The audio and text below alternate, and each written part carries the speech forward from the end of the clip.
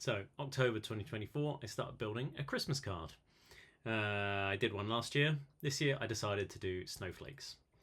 One of my early ideas was to do a big snowflake with like an infill using Posca paint pens.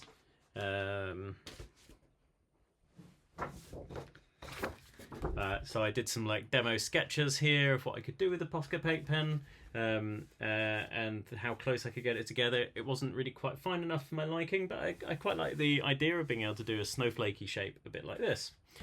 So I spent quite a long time trying to write a buffer algorithm and use Shapely and get their buffer algorithms to a nice snowflake pattern where the lines go in and in and in, and I can make it more complicated. It was really difficult. I eventually gave up. This was kind of one of my early attempts. I could get it working quite nicely in some simpler areas, but the moment you wanted to do it everywhere, it became really problematic. You can see this kind of weird oddness here, and I could not figure out. Like, I spent quite a long time on this, I just couldn't make it work. So, if you can't win, then completely pivot. So I decided to go for a snowflake of snowflakes. So lay out snowflakes on a hexagonal grid, which they work quite nicely at, and the first version of that looks like this. I still was a little bit attached to using the Posca paint pens, and that ended up a little bit like this when it was rendered, and the detail is just not really there. The paint pens are just too thick for what my target was, which was an A6 card blank. So eventually I switched to a much finer pen. The Jelly Roll 05 is the finest white pen I had, and snowflakes are white, so that kind of worked. So this is the first version that I actually plotted. And as you can see, this has got a couple of different types of snowflakes on it. So it's got the kind of stellar sector plated snowflakes, and it's also got the kind of more traditional ones with dendrites on. And these ones were still a little bit thick because I was using this as an outline. So the next thing I switched to just single lines, and making these a little bit simpler so that I could plot it with a fine pen.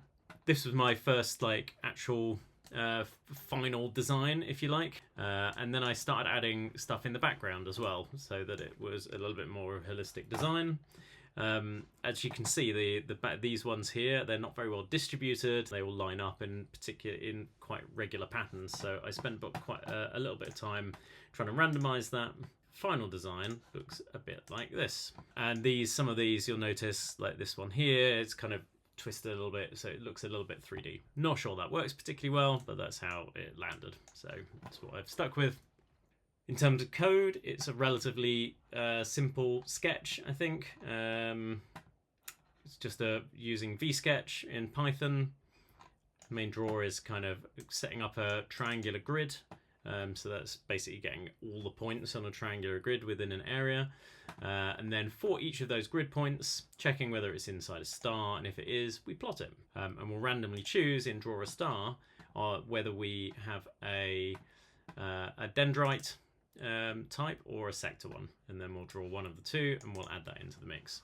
And then the background's a little bit more random, but you can go and have a look at this if you're interested on how I've made this sketch work. Put links in the video description. This is the final piece. As I said, it's like Jelly Roll 05 for the detail of the front, so it's quite fine pen work.